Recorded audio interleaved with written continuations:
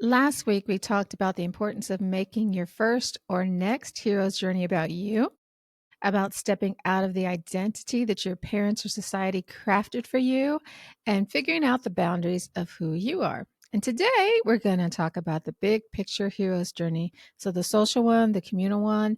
And to do that, we have to see where we are and how did we get here. Make sense? Maybe not, but hang in there and it will. So, this topic is inspired by a listener question.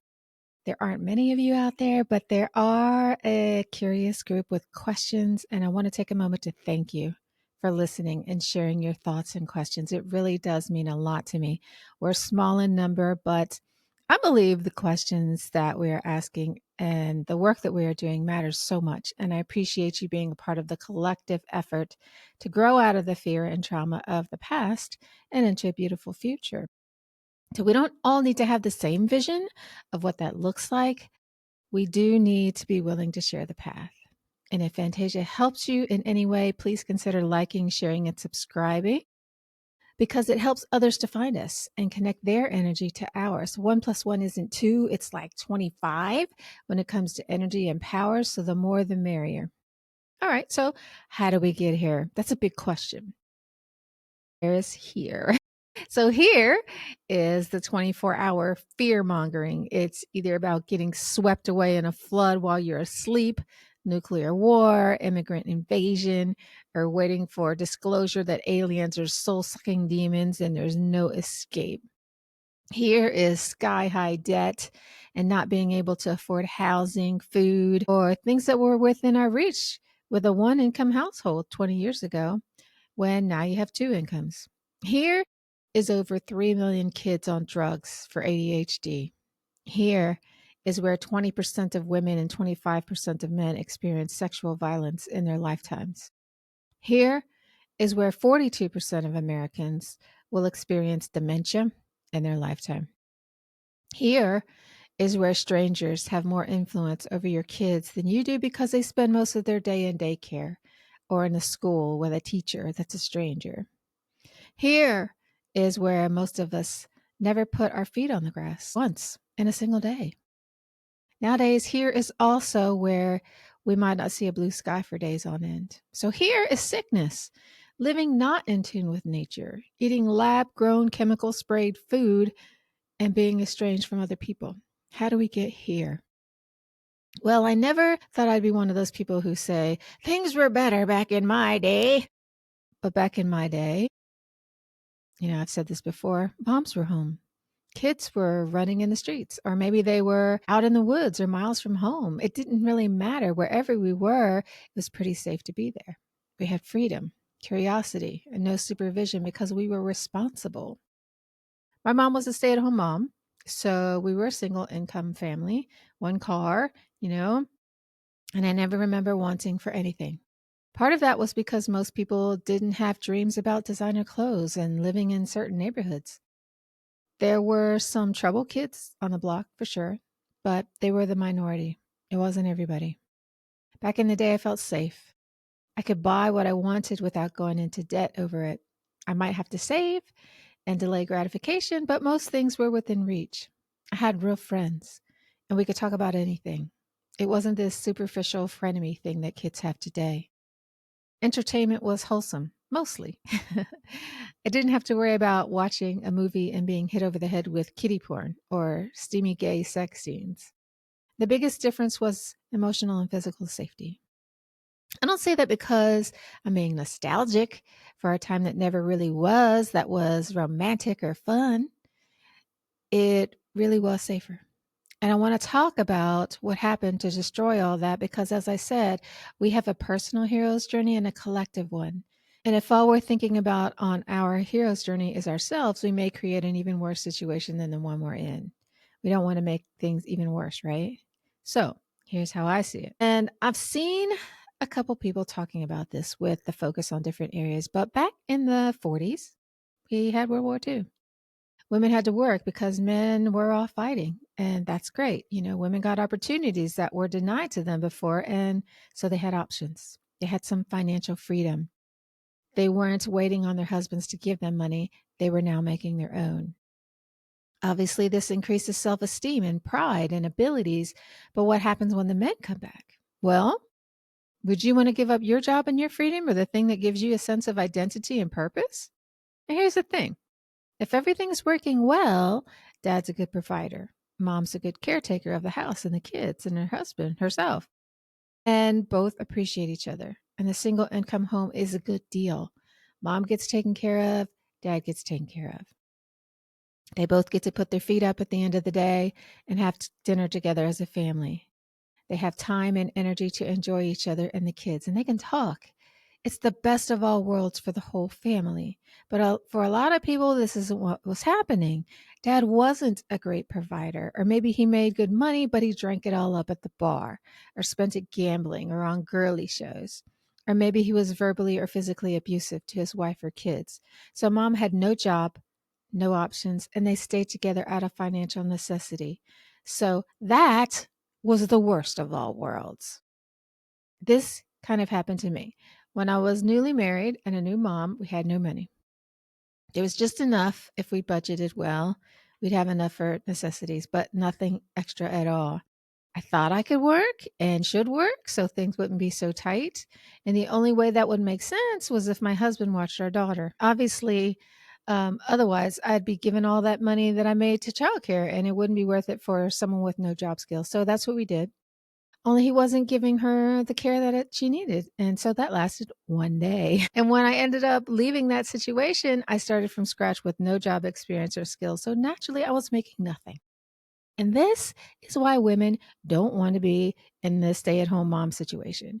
We don't want to put our career on hold and hope that things work out, because if they don't, we will be in a really vulnerable position that may be hard to get out of if we're also caring for small children. So there's that. Then, of course, the pill happened in the 60s, giving women reproductive freedom. We didn't have to be tied to any man because of pregnancy. We didn't have to be pregnant at all. And while I think that having that freedom is great, it also created some division between men and women. To think about it. If you are a female who grew up in a not so great household, would you want to go back into a situation like your parents had? Maybe not. So if you made your own money, you didn't have to. You could be single, take care of yourself, which is what some women started to do. In the 70s and 80s, feminism was focused on showing the world that women could be the equal of men, or maybe even surpass them, which I think is a huge thing. Women are women, men are men. And women began to show up in corporations sitting behind the desk instead of being at the reception desk. They started working 50 and 60 hours a week like men. And then you start to see all these reproductive issues showing up. All the fibroids, endometriosis, premenstrual syndrome, and PCOS. There's a huge correlation between stress and living against nature associated with all these diseases. And when women take on the roles of men and try to outmen men, this is the type of thing that shows up. I've heard lots of practitioners who work in natural reproductive health who talk about how giving up stressful practices and being more in your natural feminine energy helps to bring things back into balance. And healing sexual trauma. That's another facet of womb and pelvic floor issues. So anyway, we started to shift away from families in the 70s and 80s and more into economics. There was this huge push for stuff, like designer this and that, lifestyles of the rich and famous, and getting your 5 minutes of fame. We started focusing more on the outside than the inside. And when we do that, we lose touch with our inside. Another way that showed up is in pregnancy. I don't know when this started, but according to the CDC, 32% of births in 2023 were by cesarean section. And this is a procedure that should only be done when mom's life or baby's life is being threatened. But cesareans are scheduled. They're scheduled so the OB doesn't have to give up his golf game on a weekend, and because they cost more, so everybody makes more money. While I think everybody needs a planned date off, the costs of that to mom and baby are too high. Cesarean babies have a significantly harder time breastfeeding than vaginally delivered babies. Mom and baby have a higher chance of going to the ICU than with natural delivery, and the recovery time after delivery is significantly shorter with natural childbirth. Mom gets on her feet faster, experiences less pain, and has lower incidences of infection. Mom was also 50% less likely to need a hysterectomy later in life. That's shocking, isn't it? And they say once you have a cesarean, all your babies will be born this way, but that's not necessarily true. So just ask your doctor about VBAC and see if you're a candidate for natural birth the next time, because the more cesareans you have, the greater risk due to uterine scarring and adhesions. So cesarean delivery also has long-term risks. For mom, there is a greater risk in subsequent pregnancies or placenta previa, placenta accreta, I don't know if I'm pronouncing that right, and uterine rupture. Yikes, right? There's also a risk of chronic pelvic pain that can lead to infertility or difficulty conceiving again. And short-term issues for mom are breathing problems, surgical injury, infection at the incision site, postpartum hemorrhage, reactions to anesthesia, blood clots, uterine infection, and organ damage. Long-term issues for the baby are type 1 diabetes, allergies, lower academic performance up to the age of 8, lower rates of breastfeeding, impaired bonding between mom and baby, decreased immune function up to the age of 7 because they don't get the beneficial gut flora that comes with a vaginal delivery. And if I were listening to this and still had my babies in front of me, the thing that would stand out the most are impaired bonding between mom and baby and damaged gut health. Both of these things set us up for life. The bonding is important because humans are wired to bond. And if we don't have healthy attachment to our caregiver and us to them, we could die. But I'll say more about that in a minute. Gut health impacts our hormones, our mood, our physical health, our everything. So why would anyone choose a cesarean and deprive their child of the best setup in life? So we have 3 brains. One is in your cranium, the heart brain, and the gut brain. These are all important. The vagus nerve connects the gut to the brain and sends signals in both directions. Your neurotransmitters are produced in the gut and the brain, and these control things like appetite, mood, learning, bowel function, and control things like feelings like fear and anxiety. And if this is off, your whole world is off. Trust me. Your gut brain also impacts your immune system and inflammation. As a trauma therapist, I focus on mental health when it comes to the gut because 60 to 70% of people with depression, anxiety, or PTSD have gut issues like irritable bowel, IBS, or celiac disease. And all you have to do to possibly prevent these issues is have a vaginal birth. Wow, right? We parents can spend all this money on school and sports and whatever else we do to give our kids a good start in life. But how much time do we spend thinking about how they get here? It's worth a minute or two. Now, before I leave the topic of childbirth, I want to go back a little bit and talk about the prenatal environment. I say this all the time, but there's no separation between mom and baby. If mom is stressed out, the baby's stressed out. If baby is cooking in a stew of cortisol and taking in mom's worries, that leads to all sorts of health and mental health issues down the line as well. But you know what's more astounding? If dad is stressed out, it's even more debilitating for the baby because mom takes on dad's stress plus her own, and that gets the baby gets all of that. So the environment that your babies are incubated in matters. Having peace, calm, and loving support from mom is very important for her and her baby. Now, I said I was going to go back to attachment, right? All right. Starting in the 70s, mom started going to work outside of the home and childcare workers started taking care of everybody else's kids. This is a big part of how we got here. We're all designed to attach to our caregivers. We sit in mom's body, listening to her voice and her heart rhythms, and she is comfort for us. But what did the parenting experts of the 80s say? Well, let me tell you this. It wasn't child-centered. Do y'all remember cry it out methods of sleep training babies? Basically, the parent delays responding to the child's cries to teach them to self-soothe and go to sleep on their own. Now, the only method that babies have for communicating is crying. They can't talk yet. They can't walk. They don't have control over their limbs. And so a crying baby is a distressed baby. And what you teach a distressed baby that you don't respond to is that their needs don't matter. Their cortisol levels shoot way up.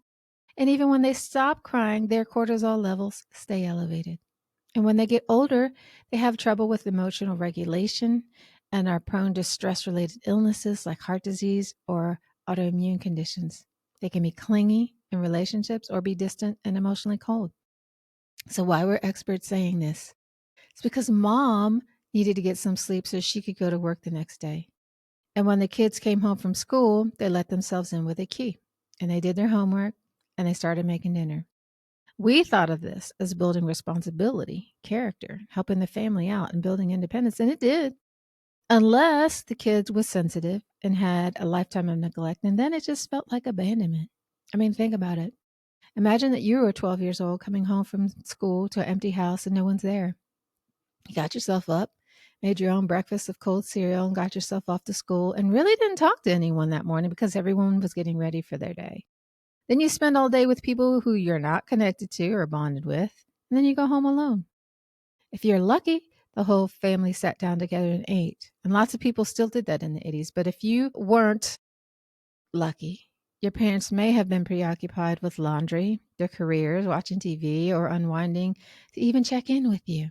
So you played video games or watched TV and zoned out until the next day, all while feeling unloved, invisible, and disconnected. That's if you turned your pain inward. Some turned it outward and acted out. They did drugs, were promiscuous, vandalized things, or rebelled in other ways. Collapsing inward and acting out are both stress responses. And this is the way that kids communicate their unmet needs, unheard feelings, and unmastered skills. In the 80s, you were probably grounded or punished in some way for being honest because we didn't think in terms of separating behavior from who people are and what their behavior is trying to communicate. It's black and white. You were either acceptable or not acceptable. And if you were not acceptable, parents' job was to teach you how to be acceptable. And that usually meant making life uncomfortable enough for you to conform. So it's like, what can I take away from you to make you allow me to dominate you? Or how can I isolate you, like time out, or inflict pain on you so that you will fear me enough to do what I want you to do? I know we don't think of it that way in that day. To the parents, it's just like, take a time out and think about what you did. But to a very small child who doesn't have the capacity to do that, it's more about how can I avoid being isolated and ostracized again? So it teaches them to deny their feelings, don't express themselves, and disconnect from their hurt and authenticity and put a false face on. And all the while, the parents just thought they were trying to teach good manners. But you have to think about all this from the perspective of the child. That's not what it feels like. It sends the message, I'm not acceptable unless I conform. So they end up having to choose between authenticity and belonging, but they can never actually get belonging by being false because the person who is connecting to others isn't them. So it's an endless cycle of loneliness and separation. And this happened to younger kids too, you know? Who was sent to timeout? Timeout was a kinder, gentler response that replaced getting swatted, but it has the same message. If you don't do what If I don't do what you want me to do, how you want me to do it, I'm going to be banned and deemed unacceptable. So we learn to conform and abandon ourselves to get along, take on these emotionless faces and swallow our truth to be able to connect to others. And then those kids have kids and they pass their trauma down to them. They pass along their high cortisol, lack of connection because they don't know how to connect. And the snowball just gets bigger. Now add the internet and handheld devices where we can live vicariously through other people, validation from strangers rather than real meaningful connections, hook up with strangers on apps, and it gets easier and easier to find superficial comfort and harder to find real connection. And even if we did find it, we may not know how to accept or return it.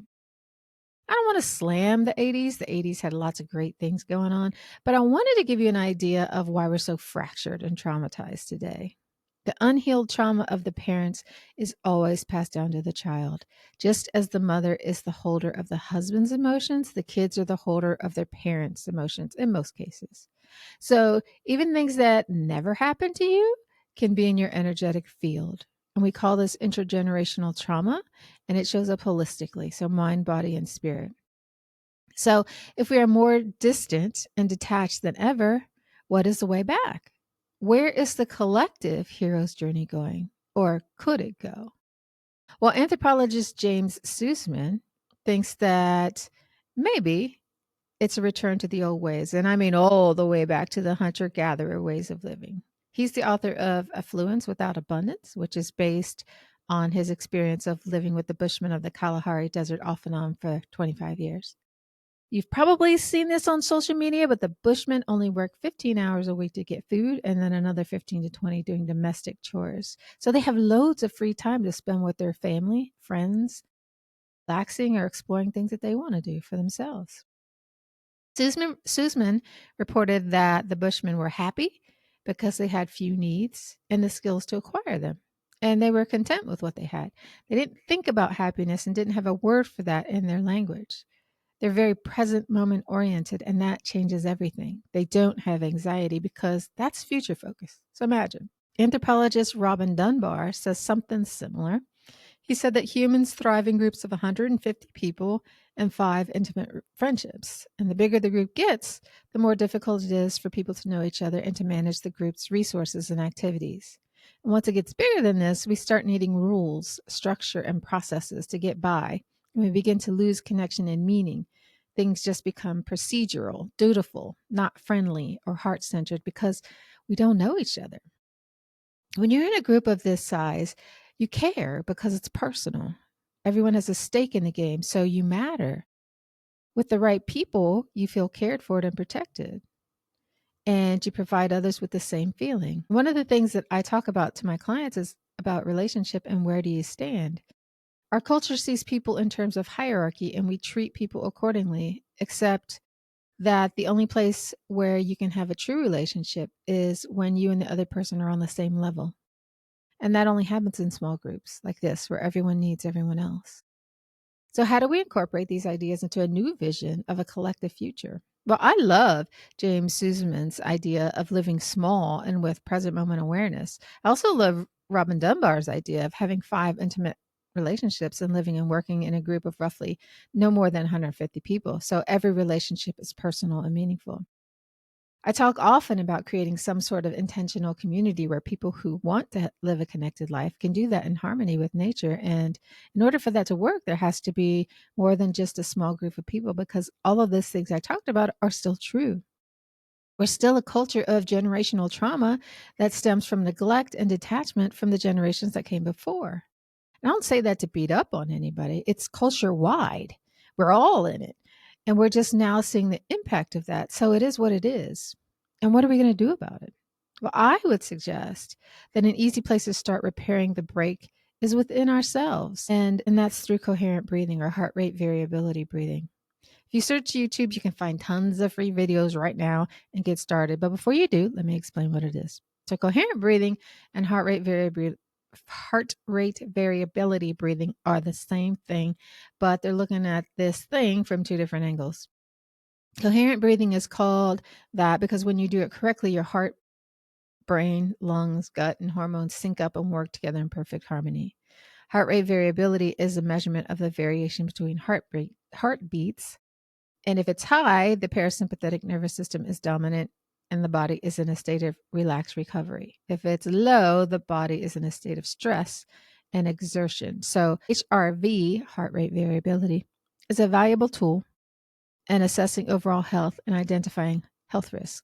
And as we age, our HRV tends to decrease and we become susceptible to disease. And nobody wants that. So how do you do this to become more present, moment focused, and heart centered? Is that you sit somewhere where you won't be disturbed, rest your attention on your heart, and think of something that you feel grateful for.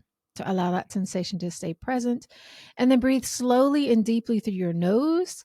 Then exhale for the same length of time out the nose. And there's no pause on the inhale or the exhale. It's one smooth, continuous breath. Easy, right? And you do that for several minutes twice a day. I think of it like this. If the inhale is a stress response, then the exhale is the relaxed response. And when they're in the same length, the body finds a sweet spot between the yin and the yang, where neither is dominant and everything goes into a place of flow. With this practice, more is more. You're training your body how to get that stress response or get out of that stress response and find calm and gratitude, which is replenishing and revitalizing. This probably sounds too good to be true, but this is one of the most highly researched holistic health modalities there is. And if you want to see some of the research, go to heartmath.org, then click on the research tab to be taken to the research library. There's all kinds of information there on the use of heart math technology with autism, addiction, depression, anxiety, trauma, as well as physical issues with the stress component like heart disease and high blood pressure. My favorite thing on the HeartMath website, though, is the Global Coherence Initiative. And I think this falls directly in perfect alignment with the Collective Heroes Journey. So, the Global Coherent Initiative is a science based project to unite people in heart focused love and intention to facilitate a shift in global consciousness. Remember what I said earlier about how the baby takes on the parent's energy? Well, this is similar. If enough people are in coherence, it impacts the energy all around us, right? It must. So perhaps there will be a tipping point where the whole world just lights up. That's what the initiative is about. It's increasing our collective connection or communal capacity to love. And who doesn't think we need that? Without that, I'm not sure that has any long-term viability, because our human to human and human to plants, animals, mineral, and spirit, that connection is fractured. The research looks at the connection between people, plants, animals, the sun, and the earth's magnetic activity. So it's pretty cool. Anyway, all you have to do is breathe, but there's some limitations to that, and I'll tell you why.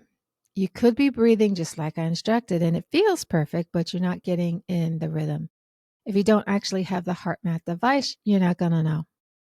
So I've had HeartMath for years, and I'm always in the green, and green is when you're in coherence. And then one day I wasn't. It was red, and red's the worst setting. And I thought my device was broken. It just didn't make any sense. And then seeing that was a huge blessing to me, because it alerted me to pay attention. So I had moved into a new office, and my office was right on top of the smart meter. And the ground floor beneath me was a kitchen, and the routers were in the kitchen, and the routers emit high EMF, and so do smart meters, and those things were lighting me up. So I took my EMF meter in the next day, and there wasn't one spot in that entire office that wasn't off the chart in electromagnetic pollution. So my office was killing me, and I didn't even know. So needless to say, I got out of there. And since then, I have found out that LED lights, time on my computer, holding my phone in my hand, being in my car will put me in the red zone. So needless to say, I limit my time under artificial lights, and I'll go outside and do some grounding after spending long periods in my car. This is good feedback. So what the HeartMath device does is give you a visual that'll help you to pace your breathing to keep it even. And I will link to that in the show notes. You can adjust it to match your natural breathing pace. And then it tells you if you're in coherence and trains you to breathe in such a way that you're in coherence more often. So this isn't magic. It takes time and a tiny amount of skill. But what it does is help you to gain present moment awareness and open your heart. So it's not a substitute for therapy, but it can make your therapy more effective. In fact, there is a study with school children that shows at the beginning of the study, they were rowdy, not getting good grades, and had discipline issues. And 4 months after using coherent breathing, their grades were better. They could focus, and their behavior was better. Not to mention that they were happier. And working with kids is hard because it's not the kid's fault. They live in a chaotic environment. What are you going to do? Whatever you do, they're going to go back to that same environment. So when I see something like this that works and gets results, that's just mind-boggling. So a lot of problems we see in the world come from our attempts to express our inner experiences. But we don't have healthy outlets or words to do that. And when kids are bouncing off the walls, they have a lot of energy that they don't know what to do with, and they're trying to connect, but they don't know how. And when our brains are calm and our heart is open, we don't have all that wild energy, and we can learn the skills and the words to communicate more effectively and execute the things that our heart desires. If that means creating small connected communities, great. But it's probably not going to be, crime, fear-mongering, or pitting one group up against another. And that's a great thing too. We're always on a personal hero's journey. Even if we're not consciously on a collective hero's journey, we're always on that too, because we're all connected. Know that what you do matters. It touches all of us. And I hope you will do some heart opening work. And if you want to make us part of your 150 people, you're welcome to the free group. If you're interested in HeartMath, check out the show notes. There's a link there. Thank you all for listening. I'd love to hear about what you're creating. See you next week. Ciao. Make sure to subscribe to the show on iTunes or Spotify so you'll never miss a show. While you're at it, if you found value in this show, why not show your love with a review? Thanks. See you next week.